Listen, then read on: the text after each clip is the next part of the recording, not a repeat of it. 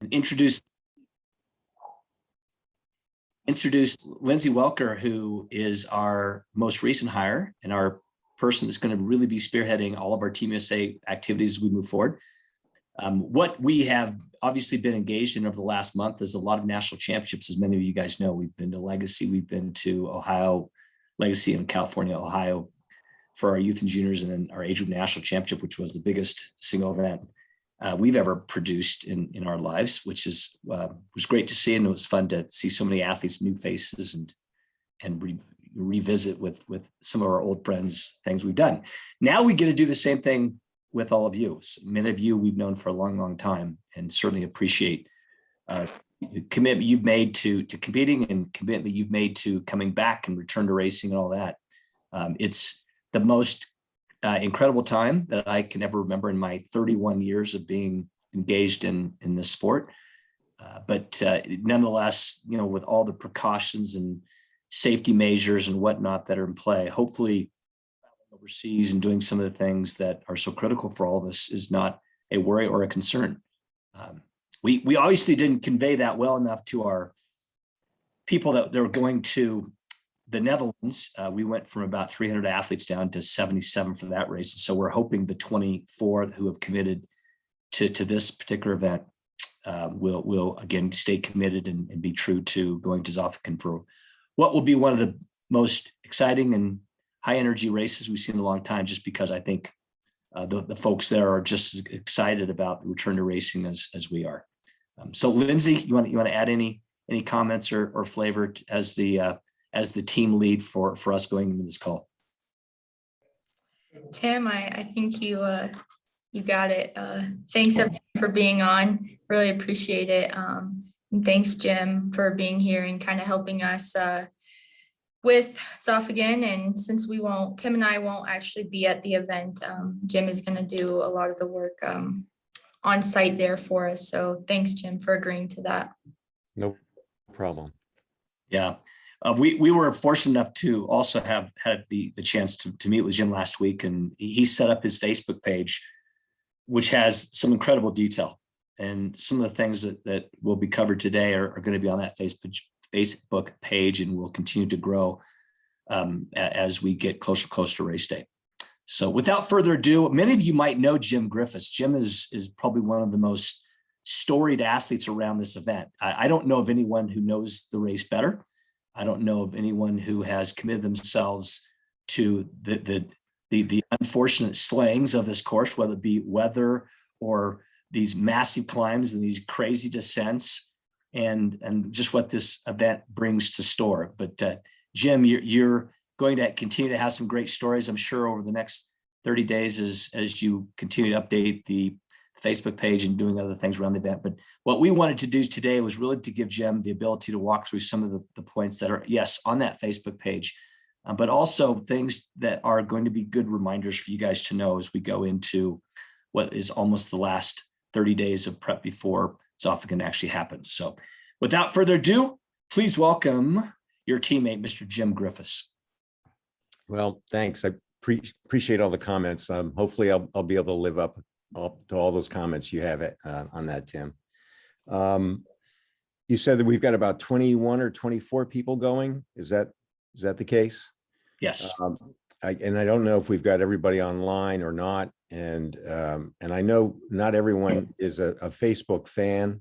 That's just one platform, to get information out. And we decided that might be the easiest platform to use to post information. So if it's a situation that we know that there are some folks that aren't on Facebook, then, perhaps if you know about them, Tim or Lindsay, let me know, and I can always email information to those individuals. I've done the race, I think 5 times, and I've done it on different courses. The course has recently changed in the last 2 years that they had the race, 2018 and 2019. They didn't have it last year. Basically, the course now goes through only one canton. It used to go through 3 cantons. And I think they just had some jurisdictional issues. 2 of the cantons perhaps didn't want the bike course in their canton anymore. And so they changed it. with that change, it's still a challenging course. It's got what I would say 2 major climbs in the course and the bike course. And the major difference with the new course and in the descents, the descents are more technical, I would say. You're on what Swiss farm roads that are very small. You can fit maybe a car and a half on the roads. They twist and turn. Some of the roads might not be smooth or in the best of shape, but they're generally in very good shape. So the line of vision when you're going downhill might not be, a straight line, and you may not feel secure going down, super fast. So you basically, need to use some skill going down the hills. The running course, and some of this information we have put on Facebook. The first 10K, it's a stout 10K in my book. The first 1.5 miles, you're going uphill. And it's continuous, and that's on pavement. And then all of a sudden you get to the top, and then you go into the woods, and it's on trail, and it's undulating trail. You're going up and down. You've got some steep inclines going up and down. And then you have a very long downhill that you'll revisit partly on the 30K in the last run. You'll go running back down into town, and then you'll start right over on that loop again. And I've known people to power walk that second 1.5 mile climb on the 10K. You get on the bike, you do 3 loops. And after the 3 loops, they may have changed the course. I couldn't get on the site tonight. I don't know if there's a problem with the Powerman Zofingen site, Swiss platform-based site. But last year, the 30K course was, again, a 3-loop course, and you had a major climb in it, which was on trails. And you reach a plateau up above Zofingen. It's very pretty if you have time to look and see things, but during the race, you may not pay attention to that. But you go around on the top of this plateau, and then you go back down that hill again. And the last year, 2019, they had you go through Old Town Zofingen, so you were running on cobblestones. The bike course actually went on cobblestones also, a small segment. It wasn't that bad. If it gets wet, it can be a little bit slippery, but it's not that bad. Weather-wise, you basically have to plan accordingly, and we put this information also on the Zofingen platform website and Facebook. You can have very nice weather this time of the year, or it can be a downpour. It could be raining. It could be like you're racing the classics in Belgium. Cold, nasty, wet weather. So you got to plan accordingly in terms of what kind of weather you're going to face. Oftentimes, people will be racing with sleeves on at the beginning of the race. They may pull the sleeves down on the 10K when you get hot, and then when you get on the bike, they'll pull them back up. Some people will wear long tights. Some, will wear a vest, but the vests, based on ITU regulations, you need to show your uniform. If you don't have a USAT vest or windbreaker, then it has to be clear in color so that you can show your nationality. Also, you need to bring your uniform when you pick up your race packet. They will check your race uniform to make sure it conforms with the requirements that your respective federation has in terms of race suits. But in a nutshell, that is the course. I've heard that based on the time change, this race typically would be in the beginning of September. I know they changed it due to COVID to have it in May, I believe, and then they rescheduled back into September. But we're about 2 weeks or so after when they typically had it on an annual basis. So given the changes with sunrise and sunset, I've heard that the race will start about an hour later than it typically does. And normally, if all things are the same, women will be taking off roughly at the first wave, which if it's not at 8 o'clock, it'll be at 9 o'clock. A few minutes later, men over the age of 65 will take off.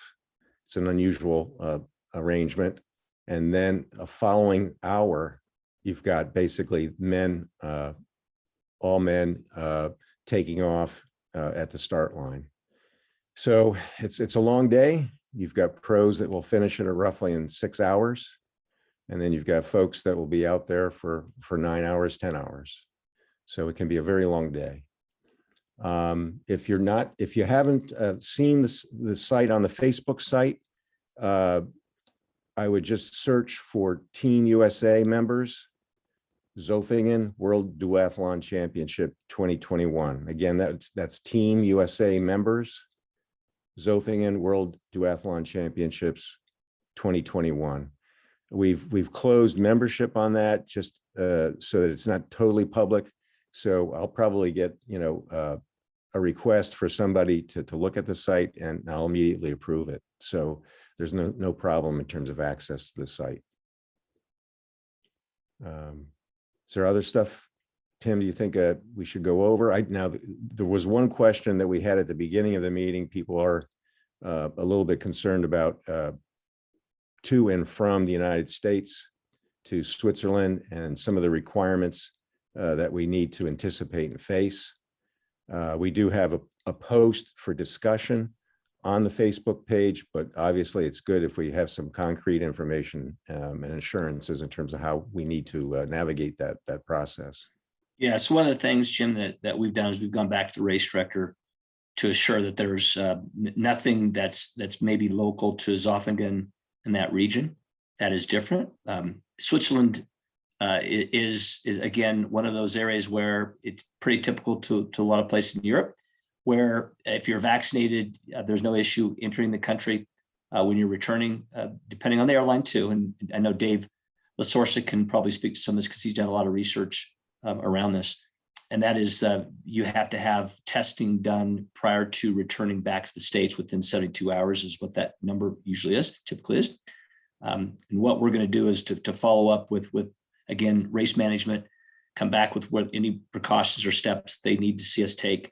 And then we will follow up with what the country's current position will be, because that often varies by country. And then anything the CDC, which doesn't update very often, as we've done a lot of research with CDC to see if there's any new and different things. We've also gone back to the USOPC, US Olympic and Paralympic Committee, to say, are there any other precautions that you would see from your view that we need to take? Sometimes with the USOPC's international division, they have certain steps they'd like to see us take.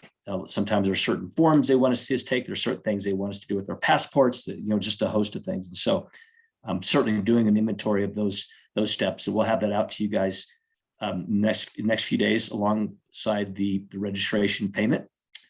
So we confirm all the details that we're talking about here. But one of the things we're going to ask that you guys do too is as we submit these, they can be obsolete pretty quick, right? What we tell you in a report today may shift 4 days from now or a week from now. And so right at the point of time that you actually depart for Switzerland, we're going to ask you guys take a look and confirm with your airline, with the country contact information we have, anything that we send you that's an additional link that maybe comes from the USOPC, just so there are no surprises along the way. So that's Jim, one of the additions. As far as other things to cover, one of the things maybe you can touch on a little bit is housing. I don't know if you had a chance to get anything further on our hotel owner who owns 2 different properties overseas. You and Cora had kind of done some dialogue around that, see if there's anything new on that. And then maybe speak a little bit to what you might see with gearing for the bike, a road frame, TT frame, triple chain ring, whatever else you might want to say along those lines, Jim. Okay. Again, on the travel stuff, if you do check the Facebook site, we do have an ongoing dialogue on that. I know my wife Sue and we've been doing some research on it too, in addition to what David was talking about before the meeting started. Hopefully they will have testing on that Saturday, because I know a lot of the testing that they may have in Switzerland may or may not be open on that Saturday. And I don't know how many of the participants will be in this situation, but I'll be heading back on Monday because I'm going to be going to Stony Point the following week. Hopefully my legs will be able to do something a week after this race. I have no idea, but obviously, yeah, I know, no brain, no pain. I don't know. Obviously you need the test, I think, on Saturday. Doing my math, I'm not the best in math, but to get on the plane on Monday. So hopefully, things will slide that way in our favor.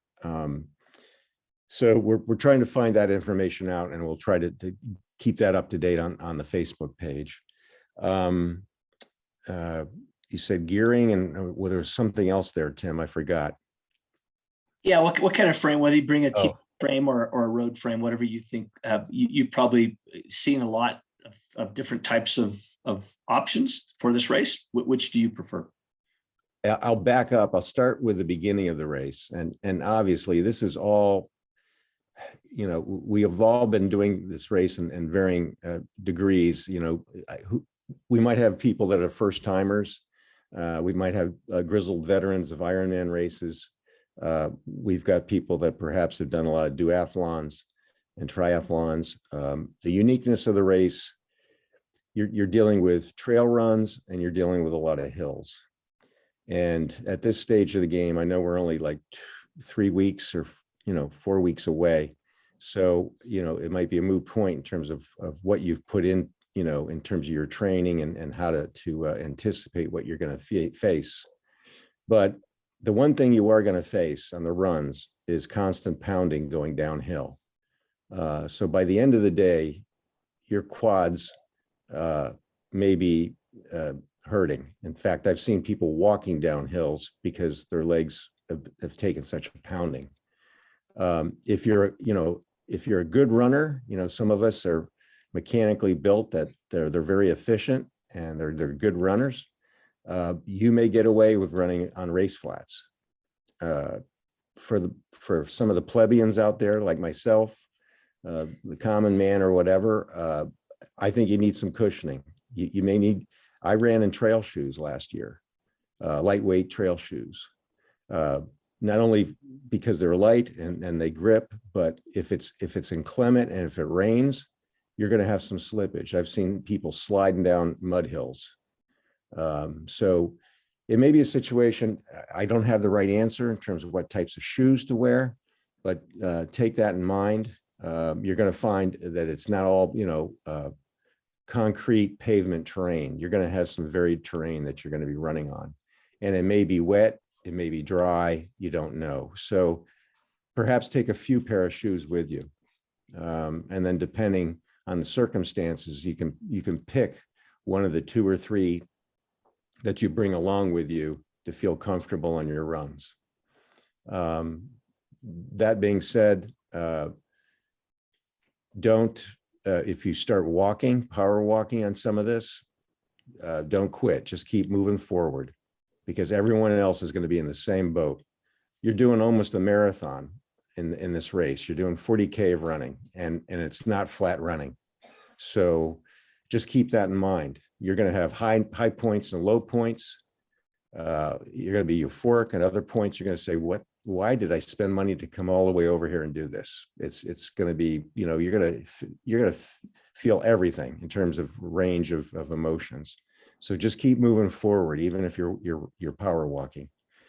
On the bike, again, this is a highly personal thing. The typical adage is, you go to a race and they say, oh yeah, there's a few hills. And then you get on the course and you think, my goodness, this isn't a hill, this is a mountain. So for one person's mountain, it might be a hill. So it's all relative, obviously, in terms of your cycling acumen. What I can tell you is that you look at some of the elite amateurs and the pros, they're doing quite well with a time trial bike with a disc. And that might be true for some folks. They're able to navigate this course on a a bike that you would normally use on, say, a normal triathlon or duathlon. But if you look at the mileage, and I was trying to see if I could download my Strava from 2 years ago, but I got to figure out it's the size of the file is a little bit too big to upload to Google. So I got to figure out how to, if there's any techies out there that tell me how to reduce the size of it so I can get it up there, I'll do that. But I can tell you on some of the climbs, you've got climbs that they're not like Colorado, where they're long and gradual and you don't have altitude, obviously, that you're fighting, but they're steep. They're steep and punchy. You're basically going on roads that probably have been around, since Roman times, and they followed the cows. And, they go up and they wind. Some of the inclines are 10%, 11%. Some of them, a lot of them are 4%, 5%, but you get these real punchy climbs. So you basically have to, maintain your cadence, and hopefully you're avoiding pedaling squares when you're going up some of these steep inclines. And then you're going to have some steep downhills and windy turns. Now, if it's rainy, you got to watch it, because if you got carbon wheels, your braking capacity is hampered a bit. So you're going to have to anticipate braking sooner than later. If you got a disc brakes, that's good too. However, if disc brakes get wet, they also lose their efficacy at times. So you just have to be careful. Perhaps in one of the first lap of the 3 laps that you do, it's basically you're learning the course. Go 70%, 80%, whatever on the course, so that you have an understanding of the course and you feel comfortable in terms of the turns and the descents and the climbs. And on the second lap, maybe you can improve. And then the third lap, I've always been told this, and I sort of believe it. The race basically begins on the third lap. Your race, that's where you're going to be going, against any of your competition, on that last lap of the bike and the 30K run. Gearing, first couple of years that I did it, I had a standard setup, and I was pedaling squares going up some of those hills. I had a 53 on the front, and the back I had, depending on the year, if it was a 10 speed or a 9 speed, then I had all the way up to a 28, maybe 11, 28. I didn't find that too comfortable. I got off the bike and my legs were hurting a little bit. The last 3 years that I've done, the last 3 years that I've done the 5, I've had a compact setup where I've got a 50, I think 50, 36 or so on the front, and then I've got an 11, 28 on the back. That for me helps. It allows me to basically pedal up those hills. I might lose some speed going down on the hills, but as I said earlier, on this new course, you don't really have a good place to really unload. There's one spot on the downhill that you can really unload, but you got to watch the quality of the road. It's a little bit bumpy. When I rode a time trial bike, I've ridden a time trial bike and a road bike on this new course. The first time that I rode the new course, it was rainy. So again, that probably altered my style of racing in terms of the corners. And I found myself on my cow horns most of the time on the descents. I was not in a narrow position. So there are some flat parts on the course, relatively speaking. I would say on the loop that they have, you might have a third, roughly a third that's roughly flat. But you're changing roads, and it's not just straight out flat. You're going through countryside. With the fact that I was on my cow horns most of the time, I thought, okay, I'm going to try a road bike. I had a P3 time trial bike, and then I brought my S5 Cervelo, and I put cheater bars on the front. I basically brought my handlebars up a little bit so that my hands wouldn't get numb, and brought my seat forward a little bit so that I could lean on the cheater bars when I had a straightaway for the ride. But I felt much more comfortable on the road bike going downhill and navigating. There's some S turns and so forth. That was only me personally. I mean, there are a lot of people that are riding time trial bikes. I just find time trial bikes are a little bit more cumbersome on a more technical course, especially with hills. But that's basically what I found. If you got easier gearing, that's a plus, whether you're on a time trial bike or not. And I've ridden Zofingen, as I said, on standard setup with a time trial bike. I found that difficult. And then I also was able to put a compact setup on my time trial bike, and I've done it that way as well. So there's a lot of combinations you can use. Jim, we'll go back to one of the other things I asked before that really excellent explanation of the course and considerations. How about food that you took with you for the race, and then aid stations out on the course? You want to touch on that a little bit? Yeah. Before I forget about food, at the end of the race, an important consideration. Depending on when you finish, they have an award ceremony at the end of the race, and they'll have, pasta, I believe, there.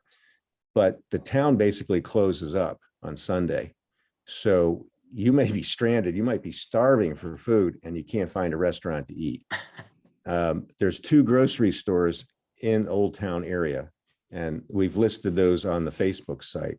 So depending on where you're staying, and I got to talk about the lodging, but depending on where you're staying, if you're not bringing food with you, and oftentimes you don't with international travel, you need to check out the grocery stores at least, and maybe you'll stock up on some things. So if you get stranded and you can't get to a restaurant, then at least you got some food or something you can eat. Now, with that in mind, they do have spaghetti, I think, and salad and a few other things the night before the race. So you can have a meal there, and during the day, oftentimes a lot of people will, have a big meal 3 o'clock in the afternoon as opposed to 7 o'clock the night before. So that's one thing to keep in mind too. It's a long day. So, make sure you're eating and drinking and hydrating. Hopefully you're not walking around the day before the race as well to do your sightseeing. Maybe do that the day before that. During the race, we all have our unique, I guess, nutrition habits. If you go to the race site, they do have a link that indicates where they have stations for the supplies that they have. Water, they've got their own types of nutrition drinks. You can always try them on site if you don't, if you want to see what it's like. Typically on the bike, the 2 stops that they have are at the top of the mountains or the hills that they have, and they'll have handoffs there. In the past, what I've typically done, like I use Morton the last couple of years, for nutrition, liquid nutrition. I've carried 3 bottles with me, and I usually carry bottles that I can toss, bottles that I don't have, gee, I really like this bottle that I got from Leadville and I want to keep it. Well, then don't bring that one to the race site. Bring a bottle that you can throw away. And then when you get to the race stations, you can either hand off, swap out and get water or their nutrition drink, and then keep going. One year, I only took 2 bottles on the bike just for weight. And then I had goos with me. I had a little pinto box on my top tube where I could put some nutrition in there. But for liquid, I went down just to 2 bottles just to reduce weight. And then I relied on their handoffs when I got up to the top. So that way I wasn't carrying a lot of liquids with me when I was racing. But, take what you need in terms of the nutrition, put some stuff in the transition area. You might want to use a race belt for the run. If you're not comfortable with what they got Coca-Cola on the last run. I know a lot of people will drink that, on real long races. Obviously, you have to keep drinking it once you do. Otherwise, you're going to, get a sugar crash. But they've got other nutrition, bananas and a few other things. But if you're comfortable with your own nutrition habits and regimen, then you're going to have to find a way to carry it with you. Last year they did have a neutral handoff right in town, and it was stationed right after where the pros had their handoffs.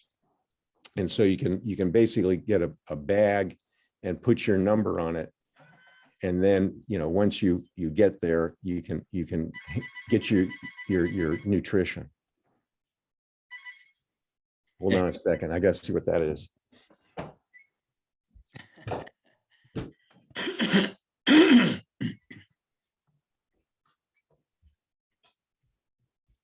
Okay, took care of that. I'm in the Berkshires right now. We'll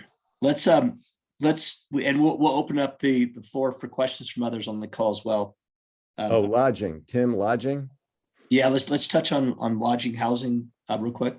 I did not get a response from the manager from Hotel Angle.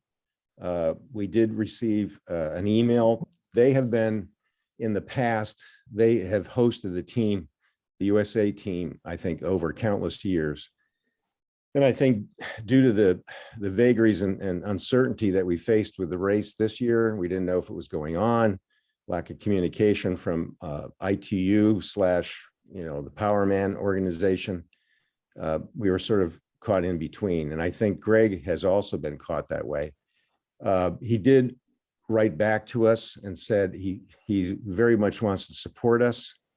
He manages 2 small hotels right in Old Town Zofingen. You literally can walk your bike to transition area. So it's very convenient. He's very supportive of the team. They have a small kitchen in the Hotel Angle. He opens it up at 5 in the morning, race day, so that all the racers can eat well before the race. He hands out towels, for people to clean their bikes. He knows people were bringing their bikes into the hotel room. He lives behind the hotel and on the other street of the block, this Old Town block. And he has in the past opened up his garage so we could work on our bikes. He even keeps old the CO2 cartridges that you can't fly with him. And he'll have a whole bottle of CO2 cartridges for us. So he's very supportive. He understands what we go through. There's if you will, a sister hotel that they have with Angle, Amadeo, that's right around the block. I don't know how many rooms are in that hotel as well. He said the hotel was filling up. He still had some rooms. We did put the information on the website if you want to stay there. I know some people have gotten Airbnbs. They might be staying somewhere else as well. Staying at Angle or Hotel Amadeo is just convenient, and the staff there are very supportive of us. Speak a little bit, Jim, about any type of recon or training rides or runs that the event hosts have created for you and or that you've done as a member of the US team. I've not seen in my experience, limited or however in the 5 years that the Powerman Association has put on any type of reconnaissance rides or runs. Typically the members on the race team, though, we have gotten together and we will put something together. It's such a small group. I think there's a high level of camaraderie. You basically see people coming and going. There's usually 1 or 2 or 3 rides the day before or the day before that. And so in other words, Friday, there might be a ride that people will do, say 1 loop, just to, make sure your bike is built and there's nothing loose on it. And you can also figure out the hills a little bit. So I would, bank on that people will be doing a recon. I'm not getting a car this year, but in the past, when I got a car, I volunteered to drive people up around the course. So if they didn't want to, ride the course themselves, they could at least visually see what they're facing. Speak to when you arrived. You talked about departing on that that Monday afterwards, but how early did you arrive at the venue to get situated and acclimated? They'll have a time, they'll post a time in terms of when you're to bring your bikes in. And probably the women will have to do that first, and the old guys, since they'll be going off first. And then they'll get them situated, but they'll have it open for everybody, but there'll be a cutoff for folks to get their bikes in there, so usually about an hour before the race. So they usually open up the venue, the transition area, when it started at 8 in the past. I don't know if it's going to start at 8 this year as opposed to 9 or what, but people are there at around 6:30, 7. Then you can always go back to the hotel if you're staying at an angle and, rest or get more food, and then go from there. How many days in advance did you arrive? I typically, well, I've done it different ways, and this was pre-COVID. So, in normal times, and it's not normal times, if you have a vacation, if you're going to go there and have a vacation, typically in races like this, I would do the race and get the business done, and then have fun with my co-pilot in life, and do some, hiking or visit cities or whatever you're doing. Based on this type of race, I was moving a little bit slow after the race. And it was a little bit tough to be hiking up and down mountains a week, a day after that race. So I changed my tactics the last couple of years and had a vacation before the race, and then went home hobbling like an old man in the airport, the day after. So typically now I'm getting in around Tuesday or Wednesday, and you got to give yourself enough time to make sure your bike follows you. I don't know how many people have had, the unique experience of losing luggage along the way. But, as you travel, the further away you go, the probability increases that 1 or 2 bags may not dutifully follow you. And so you just have to plan accordingly. So usually, hopefully you've got a couple days before the race to make sure everything you've got follows you. And by all means, when you check your bag, if you're flying with your bike, make sure that ticket you've got with a number you keep with your passport, because that's going to be a golden number if your bike isn't there when you get off the plane. That's the number that they use for tracking. And if you don't have that, it can be a little bit problematic.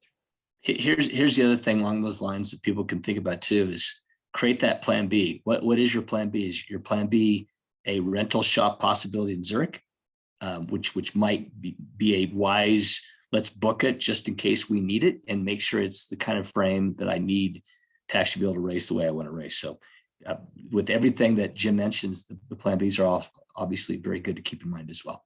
There are a couple of bike stores in the area there, and we've got those listed on the Facebook site. I've used a couple of them a number of times. I had some head tube issues on one of the races where I had to get a part replaced, and they were able to do it. And that was the day before the race. So they're quite responsive. But as Tim said, you may have to plan accordingly. I always have a carry-on bag, and I carry my race uniform, my bike shoes, and a helmet. So if it's a situation that my bike's not there, at least I've got most of the other articles I need when I'm pedaling. But that's something to keep in mind. If you've got an unusual bike case, take a picture of the bike case, keep it in your phone. So if it doesn't arrive with you, then you can at least show the people there on the other end what the bike case looks like, in addition to the control number that's associated with the bike. Yep. One of the things, thanks, Jim, that's great stuff. Dave Lasorsa, if you open the chat, which you can access at the very bottom of the Zoom call. Yeah. Dave has posted some CDC information about testing. Okay. Viral testing and whatnot, and there's a place there that you can click onto that's a link to where you can get a little bit more information around that. So thanks, Dave, for pulling that up and making that part of this call as well. let's do this. We have about 19 minutes left. I want to make sure that we can cover some questions that each of you might have. And this is a small enough group. We normally we'd post in the chat and we'd bring up the question that post in the chat. We've done that in a few situations, thanks to Gary, who has fed some great questions to us. But let's open the floor up for others to ask questions that they may have. So at the point in time you want to unmute yourself, we're going to do it one by one. Is the upper right-hand corner, you're going to see a mute, unmute button. And so we'll at this time ask for you to pose whatever questions of Jim and or to Lindsay or me, so that we can get your questions answered before we end the call. So first up, who wants to go? Anybody?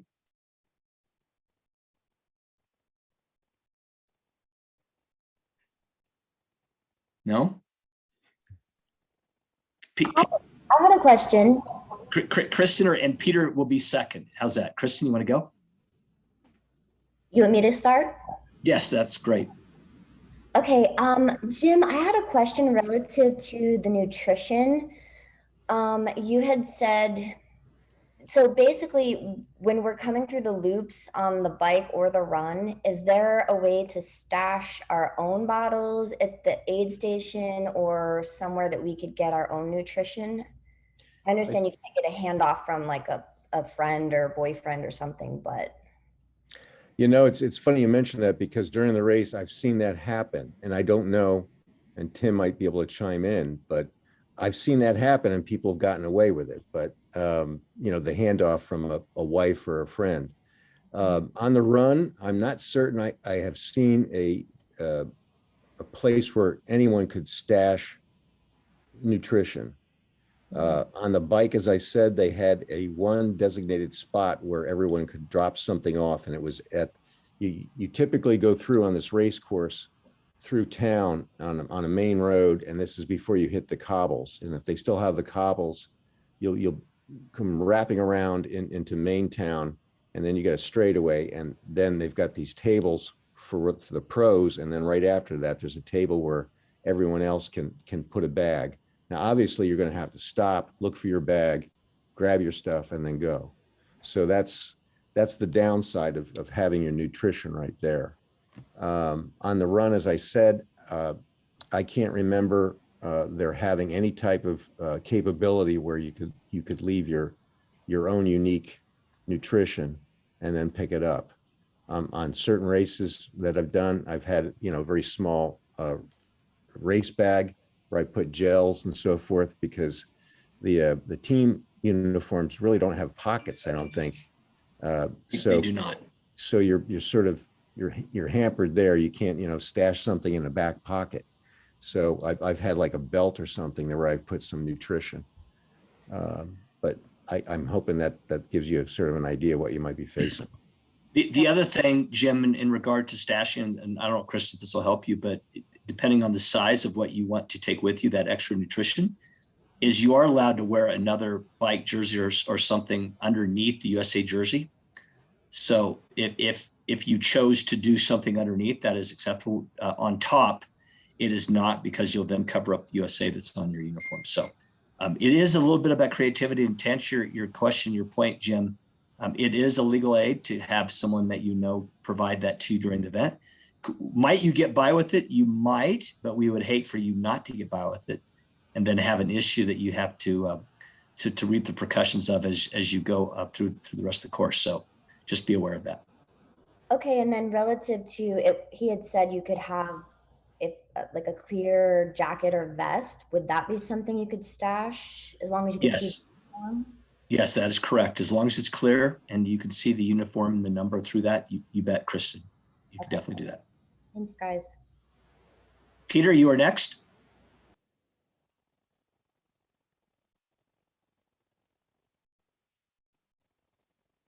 Oh, you're right, Peter. Maybe we can unmute. I can't unmute Peter.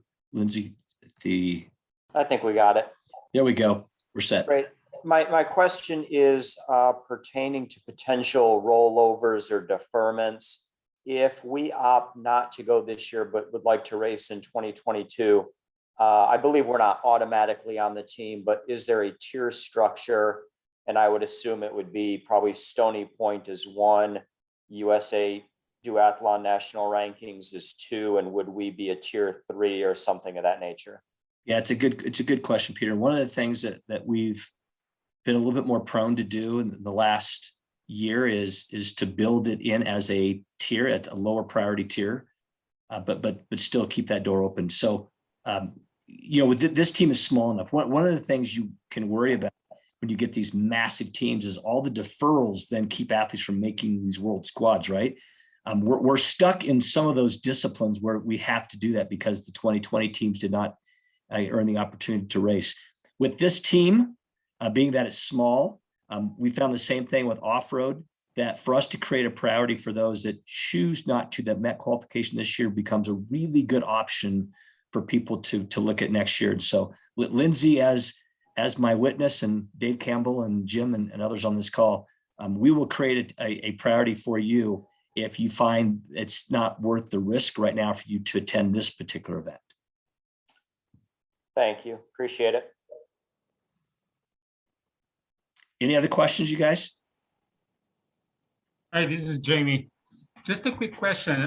So if we decide not to go this year and go next year, we need to pay another fee, the $75 for next year, or the fee moves to next year? The deposit will move to next year. Okay, thank you. Mm-hmm. So we'll get like an email or something if we don't go this year, so we can register for next year. Is that correct?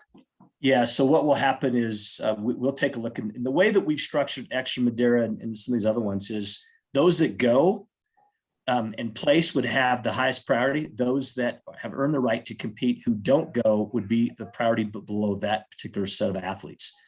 And so you would get information from us as soon as the race is concluded, not immediately after, but as we process and work through the priorities and have the qualifying events take place and so on and so forth. Your name would appear as a priority at some stage. One of the things that Lindsay and I have talked about, really trying to get a good handle and a much improved position, is to let people know where they are in these priorities, right? And as a wait list person, are you positioned where you know then what you have to do to move from wait list to being actually part of the team? We'll make that as clear as we possibly can. Just one more. So I believe we are not registered yet, right? You guys are going to send an email asking, do you really want to go or not?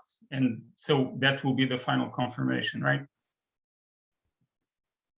Oh, you are muted, Tim. Yeah, I was saying, Lindsay, who will be the manager of that process, will be doing exactly that. Getting a confirmation on the fee and then following up in the next couple of days for that to happen. What we've done is we've had these town halls take place so that athletes could get a lot of the detail and the information they needed, right? So what we feel is that Jim's done an incredible job of sharing his insights that hopefully all of you are motivated to go and in a good place to say, yes, make the commitment, let's do this. But if you're not, certainly you would just come back just to say, I'm not going to attend this year, I'm not going to pay the reg payment, but that reg payment request will be coming in the next couple of days. Yeah, I would like to thank James because I really saw the Facebook with all the information. It's amazing. Thank you so much. Oh, no problem. A lot of that information, I'm not going to take credit for it because we had a similar page like this the last couple of years for the race, and it's an accretion of a lot of information from a lot of players, and we've relied on each other to come up with the tools of the trade and lessons learned. So what I try to do is glean a lot of information from those past two sites and quickly put it up. The more information you have, the better. It's like Tim said, it's a small team. And I think what you're going to find out there when you race, if you do race it, it's a long day and you're going to see some faces out there that maybe you had a ride with the day before or 2 days before. And, some people are going to have great days. Some people are going to have tough days, but it's a course also that you have an out and back, on the last run. It basically goes up, as I said, this steep incline into a plateau area, and you go around a circle and you come back down. So you're going to see faces on the USA team throughout, that remainder of the segment. So there's a lot of high fives, people encouraging each other. And as I said, you've got a lot of camaraderie with a small team. Yeah, thanks for organizing. Just one final question. You recommend going to Zurich, right? There are other airports like Basel is like an hour away. And some people on the website, they suggested to go to Geneva, I believe, and then take the train. You recommend Zurich, right? I only do that because probably, based on the airline that I've got points with or I've flown with.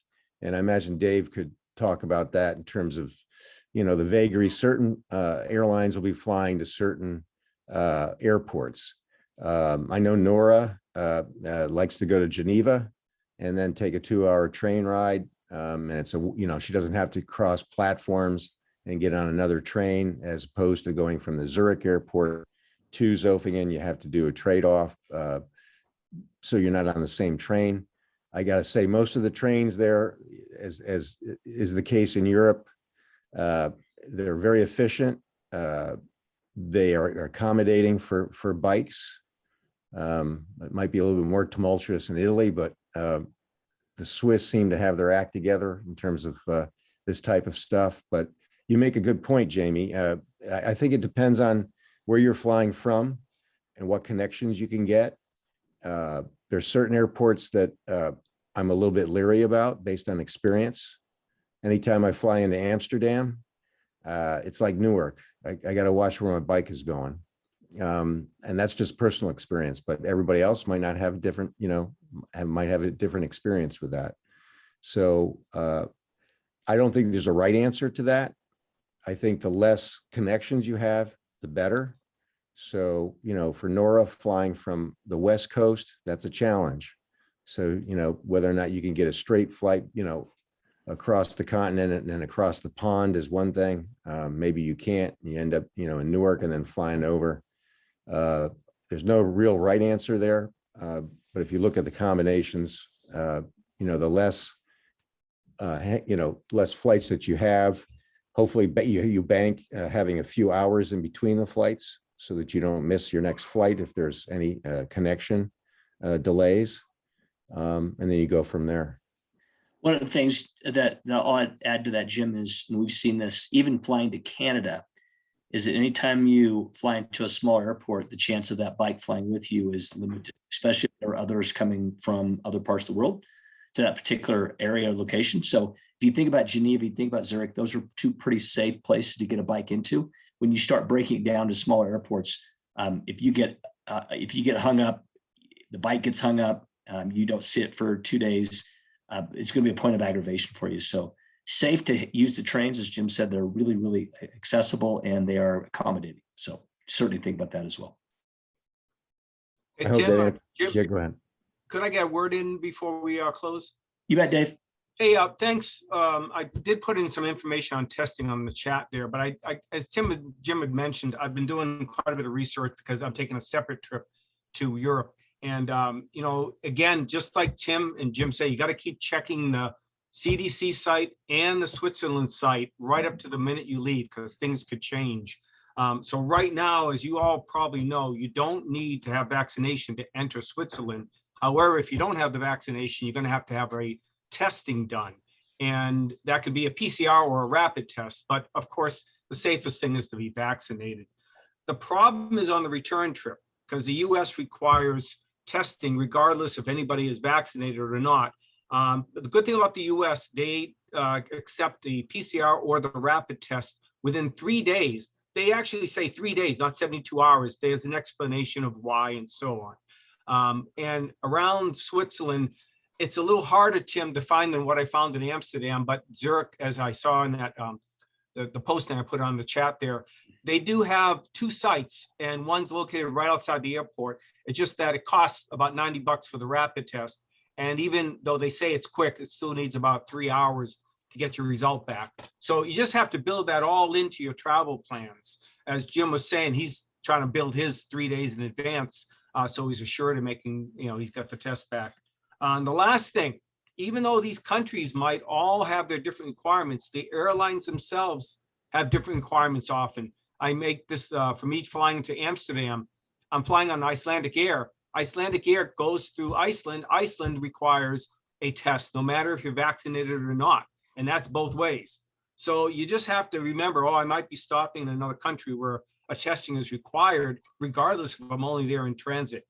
And the last thing I wanted to mention is European nations are using a thing called Corona Check, which you basically load an app onto your phone. It gives you a QR code for your vaccination card. However, the US doesn't have that yet. So bring your hard copy of your vaccination card.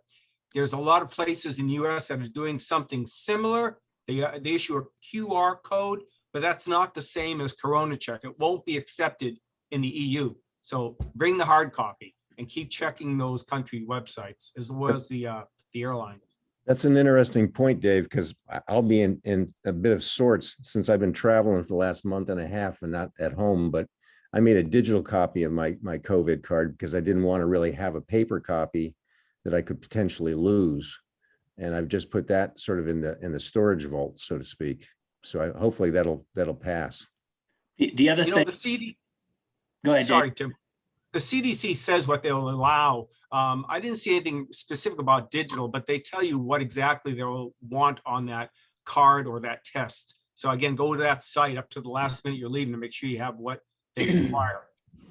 Well, one of the things, just so note too, that when I went to Olympic trials for track and field, is they had us upload our that record to Clear, so that I can pull up the app that they use for the trials, and it will show vaccination, it will show the date, and it will verify that indeed testing has been done. So again, a lot of different options, and this is why every country can be different, every airline can be different. This can shift on a dime, and we just can't reiterate enough for you guys to do your due diligence and make sure you're on top of that detail. We've got time for maybe one more question. We've got 2 minutes. Anybody else? I have a question. Can you hear me? Yes, Gary. Okay, awesome, thanks. Any insight on transitions? Is there room for extra things, second pair of shoes, extra nutrition, extra top? And then the second question is, you mentioned that your uniform has to be approved, and we're considering sewing on extra pockets and so forth. What do you mean by approved? Go ahead, Tim, if you want to. Yeah, so what will happen as far as approved is that the World Triathlon has a database of every country's uniform that has been approved for wear in the event. And so every technical official that is checking in athletes into transition will have access to that database. If you show up with your Adidas kit and with USA on the front, they very, very well may reject you, at which point in time you will not be allowed to race. So it is a risk. What you do to the uniform, though, speaking to your point, Gary, about adding a pocket, that is fine. No issue whatsoever, as long as you're doing that on the uniform that has been provided to you or that you've purchased through the process. You want to answer the first question on transition? That's a good question, Gary. In the past, if they don't change it for this year, they typically have a small, it looks like a recyclable plastic box. It might be, I don't know, 2.5 feet by, 3 feet by 2 feet maybe. And you can put everything in that box. In fact, they advise you everything has to fit in that box. You could put anything you want into that box. So you could put 2 pairs of shoes, nutrition, everything that you want to take into the transition has to fit in that box. So you'll have the capability of taking 2 pairs of shoes or, a couple bottles of nutrition or any other item that you want to access when you get into the transition or when you leave. And is that grass? Is it hard top? What's the surface? You're on grass. And so if it's rainy, it's going to be a little bit slippery and muddy. And you got to watch. I've seen a few people go down getting out of transition area when they hit some of the metal parts. They got like a ramp, a small ramp that may only go up, a foot incline, so they can go over cables or a curb. And you just have to watch that. Thank you. Hey, Dave, nice seeing you. You and I raced with each other in Belgium years ago. Hey, I remember that. It was a great time. We had a blast. You did awesome, by the way. I think your foot was hurting. You still nailed it. My foot always hurt. It's either his foot or his knee, right, Dave? I've got so, Yeah, you're not 29 anymore. Yeah, none, yeah, maybe some of this color 29, but Myself or James, they're all about. So this is pretty much going to wrap it up, but here's what we'll do, you guys, is we'll have more information forthcoming. The great thing is that, as Jim's noted many times, the Facebook page is there for your review. We'll remind everybody of how you can access that. As we move forward, one of the things we're going to be hitting now is a little bit more of a tight timeline. So when we push out the registration requirement, there'll be a 48-hour turn to push that you're going to know that it's coming, because Lindsay's going to send it directly from her email. So you're going to see lindsay.welker@usatriathlon.org. So please don't deny it, reject it, not read it, because it's probably going to be very, very important from here on out as you move forward with your prep for the race. Hopefully all you guys will still stay committed to doing the event. Lindsay, any final comments? No, I think Tim and Jim, you guys nailed it. So thank you guys, and thanks everyone for being on, and don't hesitate to reach out. You should all have my email, because I emailed you about this town hall. So don't hesitate to reach out with any questions to me, Jim, Tim. We're all here to help. So just thank you guys. And I would say for folks that are coming, if you get into a jam traveling or where things are going on, post it on the site, or use the PM aspects of Facebook if we don't share phone numbers or other forms of communication, because you'll find that your fellow team members will help you out.